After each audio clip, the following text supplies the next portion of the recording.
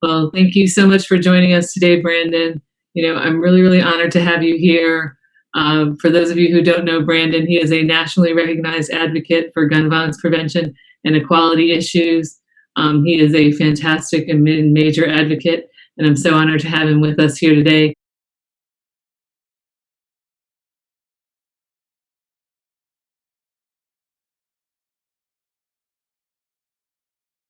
We're coming up on the anniversary of the Pulse nightclub shooting, and you were there. And I don't want to get into too much of the specifics of it, but my understanding is that you took your grief and channeled it into action. Did you ever think that you'd be this kind of an advocate in your earlier life? Oh my gosh, no. If you had told me 5 years ago that this is where I would be, I probably would have laughed at you because I was living what I call a totally ordinary life. And I think what's important to set the stage, I'm glad you talked about Pride Month because that's an important component here as well. I'm a queer person of color, and that meant growing up in this country, I didn't always feel like I belonged. I didn't feel like there was a place in the world for my identities. I often felt like the things that made me unique were obstacles to be overcome instead of assets to my benefit. And for that reason, I just carved out this little slice of the world that felt like home. I moved 3,000 miles away from my parents in 2009 to Orlando, Florida, a place I had never been to before, a place I had not seen or spent time in, because I was desperately looking for a place that would welcome and value all of me. And so in the lead up to the shooting at Pulse, I was just living that life. I had chosen family for the first time. I had my own apartment for the first time. I had a job stability for the first time. And I felt like that's what you did. You scratched and clawed to get the little piece of the world that people told you didn't deserve. And then you held on to it until retirement and you sailed off into the horizon. So I could never have imagined that I would be in a position like this advocating for my community. I think because I was just trying to hold on to the little slice of community that I'd found. But have you found that your advocacy has helped you with your own journey and dealing with your grief? Absolutely. Words are very cathartic for me. So speaking and writing and storytelling and sharing with others is healing. And I think that's true for a lot of folks in our community. And we talked at the beginning of this that it's so easy for us when we're talking about legislation, when we're talking about issues in this country, to get lost in the minutia, to talk about a bill specifically or to talk about statistics. But there are people behind those numbers. There are people behind those lines of text on a bill. And it's really important that we don't lose sight of their stories. So for me, storytelling is not only healing and cathartic, but I think it's a really powerful part of the journey.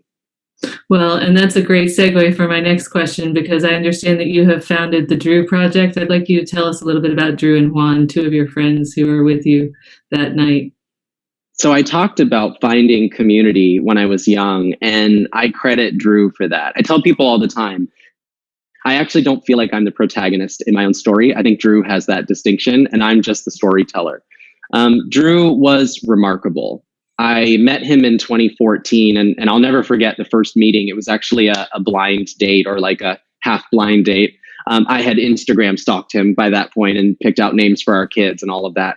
But I found a mutual friend and that was willing to set us up on a date. And so we got to PF Chang's. I'm inherently an introverted person, so I've got to work up a lot of nerve to be in one-on-one situations like that. And so I'd practiced the small talk that you do on dates. And we sat down in the lobby of PF Chang's. He was holding his martini glass and he said, "Oh, I have a question for you." And I thought, this is the small talk I've been preparing for the last week. And he said, "What are your thoughts on the for-profit healthcare industry in America and its impact on consumers?" And I thought, well, I was prepared to tell you my favorite color. Yeah. Your favorite cuisine. You weren't quite my favorite. That's wonderful. I know. Yeah. What's a perfect first date? But that really came to define who we were as friends. That was who Drew was. He was never afraid to challenge you to be the best version of yourself, to ask you why you believe the things that you believe. I think he's really the first person that taught me it was okay to love myself for all of me. And when he met his partner Juan in 2015, they were the same. I did all of the good, skeptical best friend things. I gave Juan the wrong address to a restaurant one time to see if he would show up. I made nicknames for him. But the truth was, if you love Drew, you couldn't help but fall in love with Juan. Wow, he sounds like a fantastic person, really self-assured, and like his legacy is so important. So tell me about the Drew Project. What do you guys do through that? Well, I'll tell you, when you lose someone you love, and I know everyone can relate to that. When you lose someone you love, I think one of the emotions you go through is fear. You're afraid that you're going to forget them, right? You listen to voicemails 100 times over. You look at old pictures and videos. You save that shirt that they used to wear so you don't forget how they smell. That's a really common human reaction. And I was afraid that I would forget the bits and pieces of Drew that were most important to me. But I was also afraid that the world would never get to meet him in the way that I knew him. I was afraid that the world would never get to experience what it was like to find someone who teaches you to believe in yourself. So we gathered around Drew's kitchen island. His landlord let us have his place for about a month after the shooting. And we gathered around his kitchen island, drinking one of his favorite bottles of wine. And we started talking about how we could ensure that the world got to meet the Drew that we knew. Mm-hmm. And it was really quite obvious for us. In 2002, Drew was a student at Seminole High School in Lakeland, Florida. And he founded the first Gay Straight Alliance student club at his school. Now, rural Florida in 2002 is not a very friendly place to be sponsoring Gay Straight Alliance clubs and schools, but Drew did it because he needed to. He felt like he needed to create spaces for young people to be themselves, and he was really proud of it. So over the last 5 years, we've done what Drew would be doing if he was here. We've spent a lot of time and energy sponsoring Gay Straight Alliance student groups around the country. We authored the country's most comprehensive guidebook for those student clubs. And we've given, as of this year, over $100,000 in college scholarships. We call them the Spirit of Drew Awards because we give them to rising LGBTQ leaders who embody that audacity that Drew carried with him to change the world. That's wonderful. That's great. And it sounds like you're also carrying on his legacy by, as you said, doing what he would do if he were here, by making people more self-aware and self-assured and loving themselves, which is so important. Well, one of the things that I loved about Drew, he had a master's degree in clinical psychology. And when he had a drink or two, he would give you free therapy sessions and opine on life. And he had this funny way where when he was coming in for a landing, he would drape this long, gangly arm over your shoulder and lean in, almost like you were holding him up. Maybe he'd had one too many, but also like he was driving home the point. And I think those are the moments where I learned the most from Drew. In those quiet, huddled moments with his arm draped around my shoulder when he leaned in for the point. And I felt an obligation, and I know my friends felt an obligation as well, to not let those lessons die with him. So our hope is that all the work of the Drew Project is those moments with Drew's arm draped around our shoulders, all bundled into one package. That's wonderful. What a great story.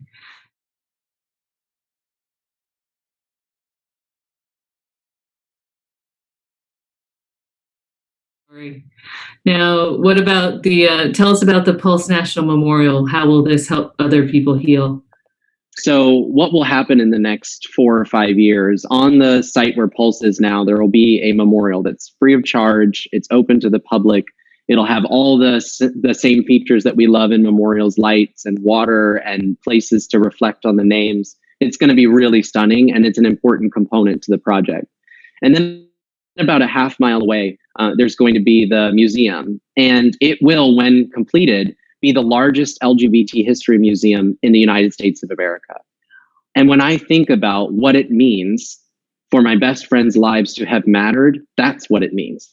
It means that young people, for generations to come, will visit Orlando, go to the National Pulse Museum, and learn not just about what happened at Pulse, but learn about how we got there and learn about how we overcame it.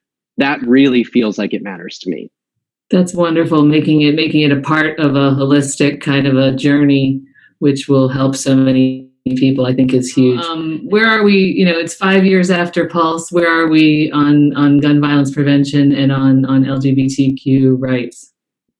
Well, first of all, shout out to you because you're in the fire all day, every day. So you know just how challenging these issues are. And I think you know acutely how frustrating it is to want the big win and not get it.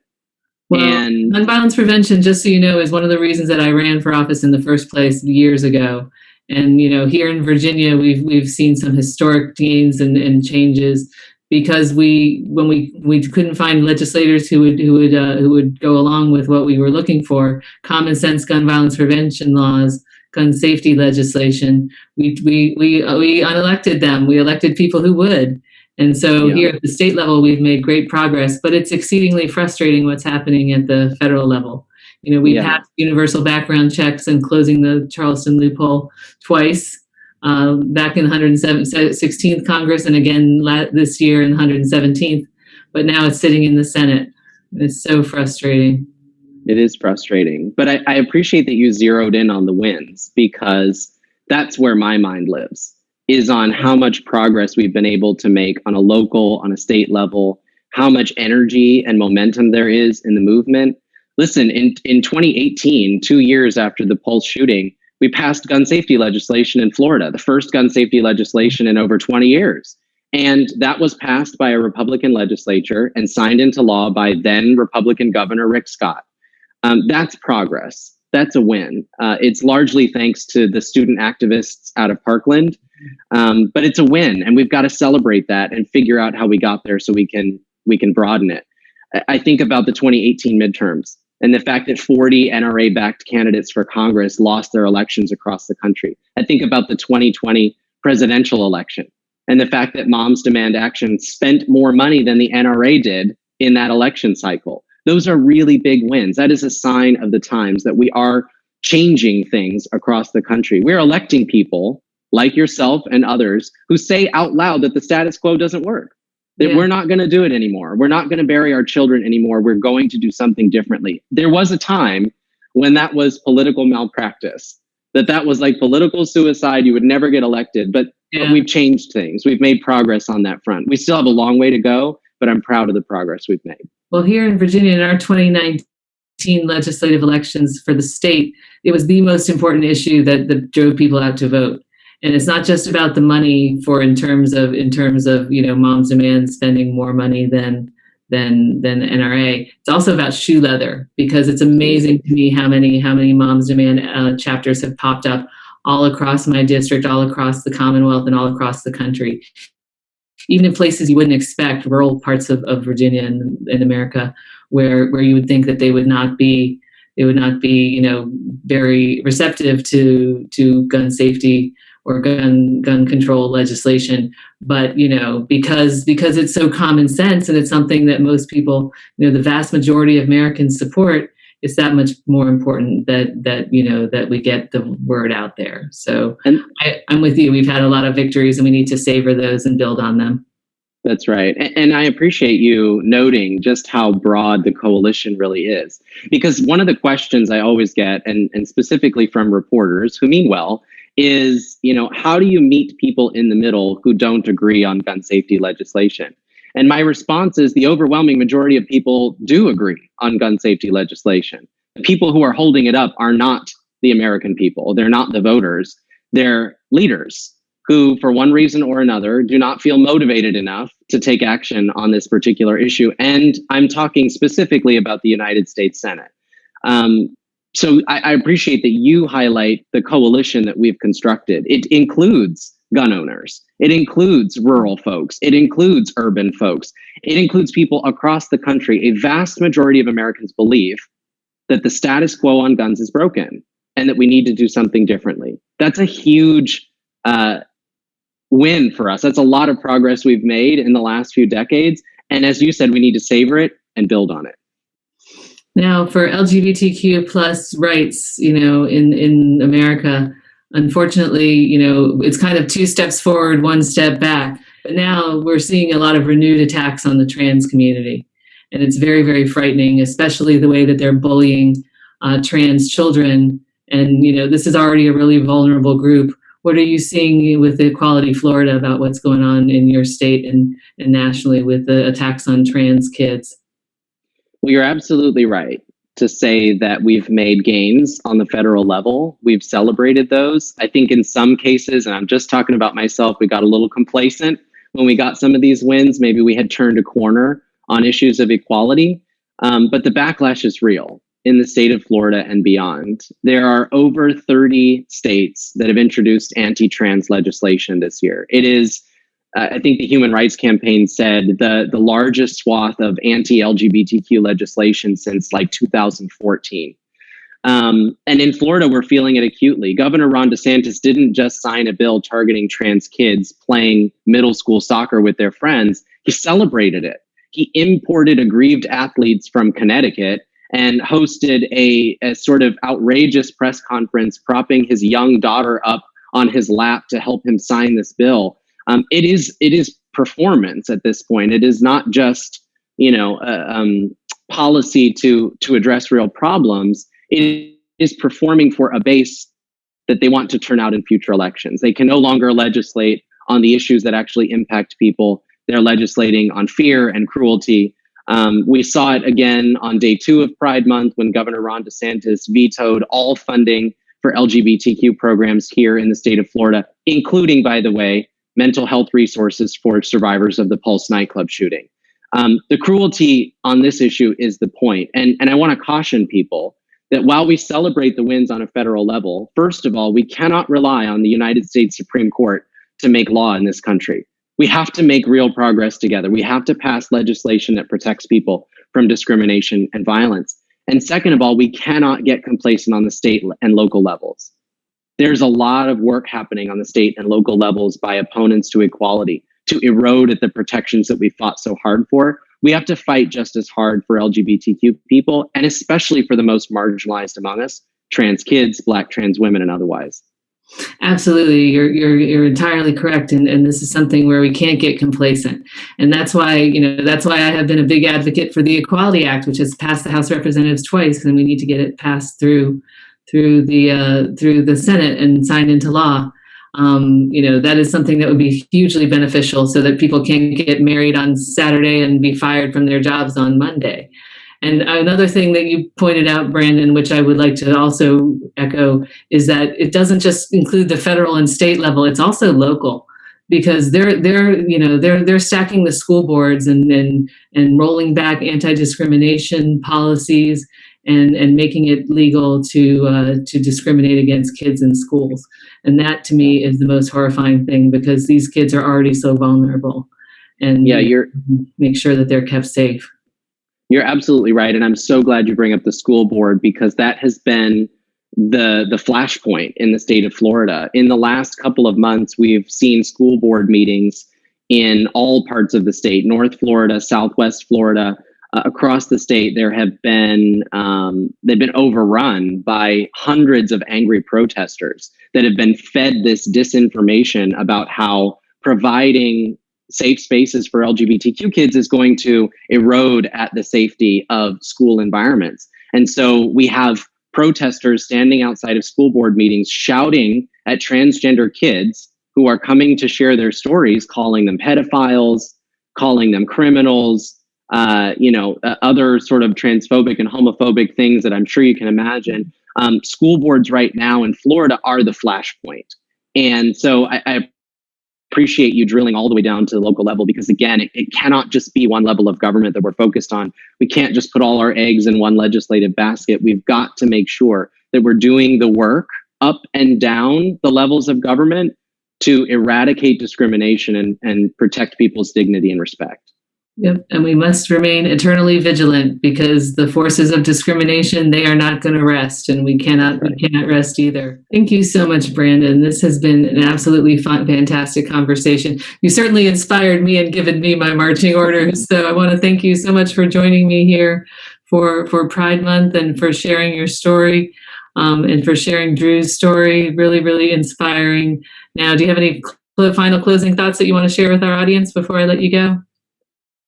I just want to thank you, Congresswoman, and everyone who finds refuge in the way we build community with each other. I think a lot about the aftermath of the shooting at Pulse, and the things that go unseen, the things you don't hear about on the news interviews, are the quiet moments where you miss your friends the most.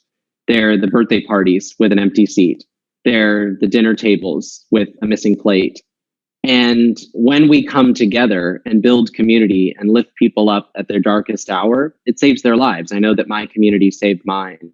So I want to thank you because you build that community every single day. When you go out and you fight for what's right, when you go out and you knock doors and you galvanize your community around the issues that we care about so much.